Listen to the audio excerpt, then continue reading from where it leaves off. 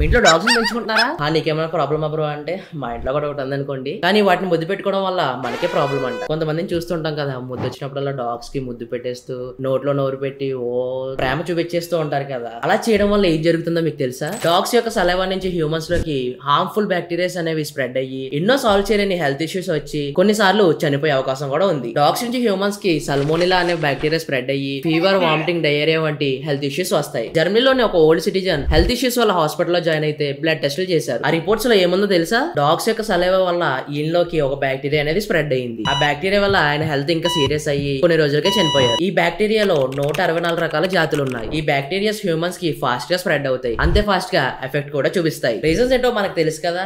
మన డాగ్స్ మన పక్కన పడుకుంటూ ఉంటాయి. కొంతమంది తినేటప్పుడు డాగ్ జాలిగా చూస్తే వాటికి కూడా కొంచెం పెట్టి ఆ చేతితోనే తినేస్తూ ఉంటారు. సో ఇలా చేయడం అనేది చాలా డేంజర్. సో తెలుసు కదా, జాగ్రత్త. మరి ఇలాంటి మరిన్ని ఇన్ఫర్మేటివ్ వీడియోస్ కోసం ఇప్పుడు ఎల్లో మీడియాని సబ్స్క్రైబ్ చేయండి.